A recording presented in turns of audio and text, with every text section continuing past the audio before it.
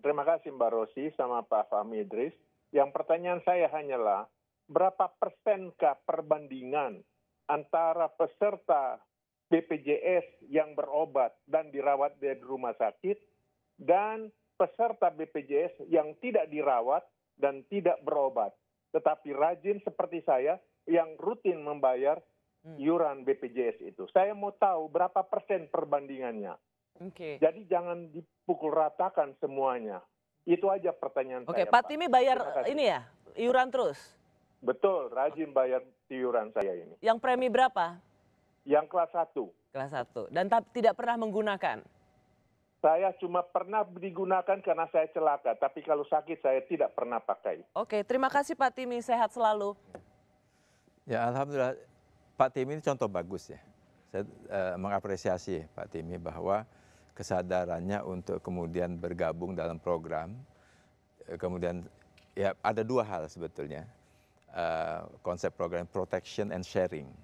Jadi walaupun tidak menggunakan, dia sudah memproteksi dirinya kalau suatu saat tiba-tiba sakit, itu ada jaminan. Tapi pada saat yang bersamaan dia sharing sebetulnya. Dia membantu orang lain yang membutuhkan. Ya. Nah inilah konstruksi yang kita bangun gotong royong itu, bagaimana yang sehat, yang kemudian membayar iuran rutin teratur, membantu mereka. Persis, makanya tadi pertanyaannya adalah berapa persen sih mereka yang rajin membayar, tidak pernah lalai, nah dengan mereka yang memang harus rawat inap maupun rawat jalan yang menggunakan dana BPJS. Jangan-jangan sebenarnya dari yang rajin itu sebenarnya bayar pemasukan itu bisa membuat BPJS tidak defisit. Nah itu tadi yang kita diskusikan itu Mbak. Yang rajin seperti Pak Timi ini juga ada masalah pada mereka yang tidak rajin. Malah ada yang lebih bermasalah, kita sampai dalam istilah kita adverse selection. Hari ini sakit, hari ini mendaftar, hari ini menggunakan, besok mereka tidak membayar. Nah ini yang Pak Presiden minta dikelola dengan baik, yang karakter seperti ini. Maksudnya jadi hanya membayar ketika membutuhkan? Membutuhkan. Bukan sebagai sebuah kewajiban membayar iuran setiap bulannya, ya, setiap tahunnya? Sebagai kesadaran. Nah jadi tadi saya sampaikan di depan hampir 800.000 pemanfaatan per hari. Nanti saya akan sampaikanlah persennya, berapa persennya. Tapi dengan melihat angka ini sebetulnya yang memanfaatkan sangat banyak. Ya. Sangat banyak. Oke, kalau tadi berapa Pak? Satu hari 800. Hampir 800.000. Berapa sih sebulannya Pak pengeluarannya BPJS? BPJS itu antara 8 sampai 9 triliun sebulan pengeluarannya. Nah itulah yang kita ingin seimbangkan. Pendapatan kita itu minimal mendekati angka itu setiap bulannya. Kalau sebelum iuran naik kita bisa mismatch-nya itu hampir 1 sampai 1,5 T sebulan untuk walaupun Pak Timi masuk bagian bayar iuran itu pun masih belum cukup untuk menutup mereka-mereka yang sangat membutuhkan pelayanan. Itu sebetulnya. Jadi saya terus terang terima kasih Pak Timi ini contoh bagus. Saya pernah kalau boleh cerita sedikit pernah di Jogja ketemu dengan Pak Kamto. Di kantor BPJS Yogyakarta, di ruang tunggu saya ngobrol, Pak, Bapak ngapain? Saya bilang, saya ini Pak mau naik kelas perawatan, dia kelas 2, Bapak pensiun pekerja mandiri. Kenapa naik Pak? Pengen dapat servis bagus? Enggak, saya ingin menyumbang lebih banyak. Ada Pak orang-orang seperti itu. Jadi kita sangat berharap kesadaran ini tumbuh, gitu, sharingnya kuat gitu antar masyarakat kita. Saya Ibu Maya Maria Yosefina, pemegang kartu BPJS Mandiri, kartu Indonesia Sehat. Saya terdiagnosa CA, cancer, dan sudah menjalani pengobatan beberapa treatment, bedah, sampai dengan hormonal terapi, namun sekarang sedang mengantri untuk mengikuti penyinaran radioterapi. Di poliradioterapi. Namun karena ketertumpukan pasien sehingga saya belum bisa menjalani penyinaran dan ini sudah masa tunggunya sudah cukup lama ya sudah cukup lama dan itu sudah 1 tahun ya dari masa pra-pandemi sampai dengan masa pandemi ini. Oke. Pertanyaan saya bahwa ini tanggung jawab siapa? Kira-kira ketiga melihat SDM peralatan yang sering error dan rusak. Oke, Pak Fahmi Idris mau nanya apa Bu Maya? Pak Fahmi mau nanya apa? Bu Maya di Bali di rumah sakit mana Bu ya? Saya di Rumah Sakit Sangla. Masih Sangla, baik Bu. Oke, Makasih, diterima Pak Fahmi Idris akan menjawab pertanyaan Ibu Maya dari Bali. Terima kasih. Silakan. Terima kasih Mbak Rosi. Nanti kami minta nomor telepon Bu Maya juga kalau ada ya. Akan kami langsung bantu Ibu Maya. Ada, nomor teleponnya kita pegang. Selesaikan masalah di lapangan. Memang dengan ada program ini akses pelayanan terbuka ya. Barir finansial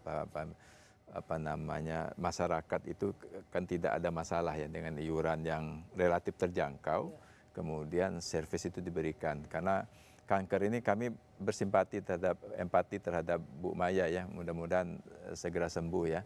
Jadi kanker ini termasuk kalau kita masukkan kelompok penyakit katastrofik ya, berbiaya besar, ini masuk nomor 3, berbiaya besar. Nah ini yang kemudian karena akses terbuka, mereka yang selama ini, mohon maaf lah mungkin sebelum ada BPJS sakitnya disimpan di rumah ya, tidak berani ke rumah sakit, sekarang menjadi dapat mencapai pelayanan itu.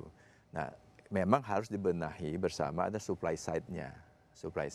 Oke, nah, Pak, tapi pertanyaannya nggak boleh kan? Maksudnya kan begini, apa memang pasien karena dia menggunakan BPJS, ini masih penuh jadi tunggu saja begitu? Apa memang rumah sakit? Itu, maka saya minta nomor teleponnya kita cek. Ini memang tentu pertama dalam konteks treatment ini, kita lebih tahu dokternya menentukan kapan, mana yang emergensi, mana yang elektif. Ya, Karena jangan sampai gini Pak Fahmi, yang pemegang BPJS disuruh nunggu aja dulu, ngantri yang didahulukan yang dengan asuransi swasta atau bayar sendiri. Karena udah ketahuan jelas pembayarannya. Sementara kalau BPJS ngobatin, ada tindakan tapi BPJS sendiri bayarnya juga masih lama. Sehingga selalu ada kecemasan seperti itu juga dari rumah sakit.